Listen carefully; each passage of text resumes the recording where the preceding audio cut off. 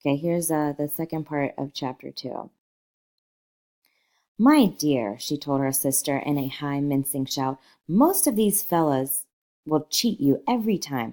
All they think of is money. I had a woman up here last week to look at my feet, and she gave me the bill you'd have thought she'd had my appendicitis out. What was the name of the woman? Asked Mrs. McKee, who again is a neighbor downstairs. Mrs. Eberhart. She goes around looking at people's feet in their own homes. I like your dress, remarked Mrs. McKee. I think it's adorable. Mrs. Wilson rejected the compliment by raising her eyebrow in disdain. That's just a crazy old thing, she said. I just slip it on sometimes when I don't care what I look like. But it looks wonderful on you, if you know what I mean, pursued Mrs. McKee. If Chester could only get you in that pose, I think he could make something of it.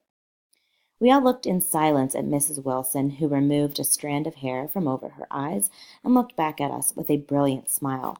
Mr. McKee regarded her intently with his head on one side and then moved his hand back and forth slowly in front of his face. I should change the light, he said after a moment. I'd like to bring out the modeling of the features, and I'd try to get a hold of all the back hair. I wouldn't think of changing the light, cried Mrs. McKee. I think it's... Her husband said, shh, and we all looked at the subject again, whereupon Tom Buchanan yawned audibly and got to his feet. You McKees have something to drink, he said. Get some more ice and mineral water, Myrtle, before everyone goes to sleep. I told that boy about the ice. Myrtle raised her eyebrows in despair at the shiftlessness of the lower orders. These people, you have to keep after them all the time. She looked at me and laughed pointlessly. Then she flounced over to the dog, kissed it with ecstasy, and swept into the kitchen, implying that a dozen chefs awaited her orders there. I've done some nice things out on Long Island, asserted Mr. McKee. Tom looked at him blankly. 2 of them we have framed downstairs. 2 what? Demanded Tom. 2 studies. One of them I call Montauk Point, the Gulls, and the other I call Montauk Point, the Sea. The sister Catherine sat down beside me on the couch. Do you live down on Long Island, too? She inquired. I live at West Egg. Really? I was down there at a party about a month ago, at a man named Gatsby's. Do you know him? I live next door to him. Well, they say he's a nephew or a cousin of Kaiser Wilhelm's. That's where all his money comes from. Really? She nodded. I'm scared of him. I'd hate to have him get anything on me. This absorbing information about my neighbor was interrupted by Mrs. McKee's pointing suddenly at Catherine. Chester, I think you could do something with her, she broke out. But Mr. McKee only nodded in a bored way and turned his attention to Tom. I'd like to do more work on Long Island if I could get the entry. All I ask is that they should give me a start. Ask Myrtle, said Tom, breaking into a short shout of laughter as Mrs. Wilson entered with a tray. She'll give you a letter of introduction, won't you, Myrtle? Do what? She asked, startled. You'll give McKee a letter of introduction to your husband, so he can do some studies of him. His lips moved silently for a moment as he invented. George B. Wilson at the gasoline pump, or something like that. So McKee's talking about studies in terms of like his art, photography, and that's what he'd call his photograph. Catherine leaned close to me and whispered in my ear, neither of them can stand the person they're married to. Can't they? Can't stand them. She looked at Myrtle and then at Tom. What I say is, why go on living with them if they can't stand them? If I was them, I'd get a divorce and get married to each other right away. Doesn't she like Wilson either?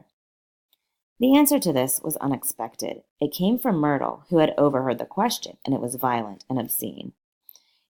You see, cried Catherine triumphantly. She lowered her voice again. It's really his wife that's keeping them apart. She's a Catholic, and they don't believe in divorce. Daisy was not a Catholic, and I was a little shocked at the elaborateness of the lie. When they do get married, continued Catherine, they're going west to live for a while until it blows over. It'd be more discreet to go to Europe. Oh, do you like Europe? She exclaimed surprisingly. I just got back from Monte Carlo. Really? Just last year, I went over there with another girl. Stay long? No, we just went to Monte Carlo and back. We went by way of Marseille. We had over $1,200 when we started, but we got gypped out of it, all in 2 days in the private rooms. We had an awful time getting back, I can tell you. God, how I hated that town. The late afternoon sky bloomed in the window for a moment like the blue honey of the Mediterranean. Then the shrill voice of Mrs. McKee called me back into the room. I almost made a mistake, too, she declared vigorously. I almost married a little kike who'd been after me for years. I knew he was below me. Everybody kept saying to me, Lucille, that man's way below you. But if I hadn't met Chester, he'd have got me sure. Yes, but listen, said Myrtle Wilson, nodding her head up and down. At least you didn't marry him. I know I didn't. Well, I married him, said Myrtle ambiguously, and that's the difference between your case and mine. She doesn't literally mean she married the person that Catherine almost married, or that Mrs. McKee almost married. Why did you, Myrtle? Demanded Catherine. Nobody forced you to. Myrtle considered. She's talking about Wilson now, her husband, George Wilson. I married him because I thought he was a gentleman, she said finally. I thought he knew something about breeding, but he wasn't fit to lick my shoe. You were crazy about him for a while, said Catherine. Crazy about him? Cried Myrtle incredulously. Who said I was crazy about him? I never was any more crazy about him than I was about that man there. She pointed suddenly at me, and everyone looked at me accusingly. I tried to show by my expression that I had played no part in her past. The only crazy I was when I married him. I knew right away I made a mistake. He borrowed somebody's best suit to get married in and never even told me about it. And the man came after it one day when he was out. Oh, is that your suit? I said. This is the first I ever heard about it.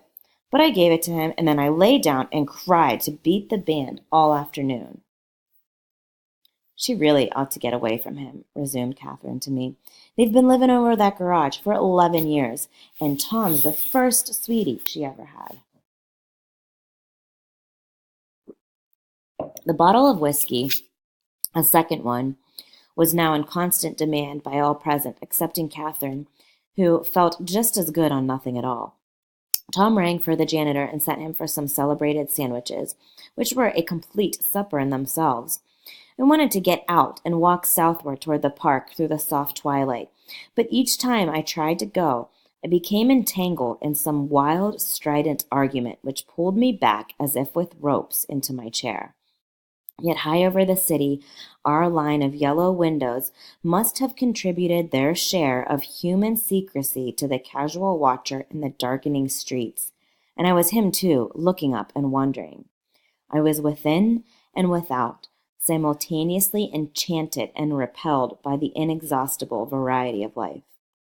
Myrtle pulled her chair close to mine, and suddenly her warm breath poured over me the story of her first meeting with Tom. It was on the two little seats facing each other that are always the last ones left on the train. I was going to New York to see my sister and spend the night. He had on a dress suit and patent leather shoes, and I couldn't keep my eyes off him. But every time he looked at me, I had to pretend to be looking at the advertisement over his head. When we came into the station, he was next to me, and his white shirt front pressed against my arm, and so I told him I'd have to call a policeman. But he knew I lied. I was so excited that when I got into a taxi with him, I didn't hardly know I wasn't getting into a subway train. All I kept thinking about over and over was, you can't live forever, you can't live forever. She turned to Mrs. McKee, and the room rang full of her artificial laughter. My dear, she cried, I'm going to give you this dress as soon as I'm through with it. I've got to get another one tomorrow. I'm going to make a list of all the things I've got to get. A massage and a wave and a collar for the dog, and one of those cute little ashtrays where you touch a spring, and a wreath with a black silk bow for Mother's grave that'll last all summer. I got to write down a list so I won't forget all the things I got to do. It was 9 o'clock. Almost immediately afterward, I looked at my watch and found it was 10. Mr. McKee was asleep on a chair with his fists clenched in his lap like a photograph of a man of action. Taking out my handkerchief, I wiped from his cheek the remains of the spot of dried lather that had worried me all the afternoon. The little dog was sitting on the table, looking with blind eyes through the smoke, and from time to time groaning faintly. People disappeared, reappeared, made plans to go somewhere, and then lost each other, searched for each other, found each other a few feet away. Sometime toward midnight, Tom Buchanan and Mrs. Wilson stood face to face, discussing, in impassioned voices, whether Mrs. Wilson had any right to mention Daisy's name. "Daisy, Daisy, Daisy," shouted Mrs. Wilson. "I'll say it whenever I want to. Daisy, Making a short, deft movement, Tom Buchanan broke her nose with his open hand. Then there were bloody towels upon the bathroom floor, and women's voices scolding, and high over the confusion of a long broken wail of pain. Mr. McKee awoke from his doze and started in a daze toward the door. When he had gone halfway, he turned around and stared at the scene, his wife and Catherine scolding and consoling as they stumbled here and there among the crowded furniture with articles of aid, and the despairing figure on the couch bleeding fluently and trying to spread a copy of Town Tattle over the tapestry scenes of Versailles. Then Mr. McKee turned and continued on out the door.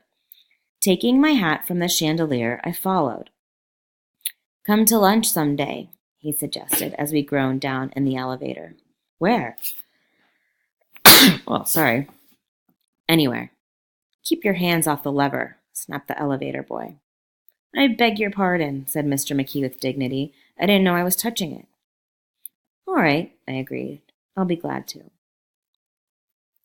I was standing beside his bed, and he was sitting up between the sheets, clad in his underwear, with a great portfolio in his hands, folder. Beauty and the Beast, Loneliness, Old Grocery Horse, Broken Bridge. So those would be names of his photographs. Then I was lying half asleep in the cold lower level of the Pennsylvania station, staring at the Morning Tribune and waiting for the 4 o'clock train.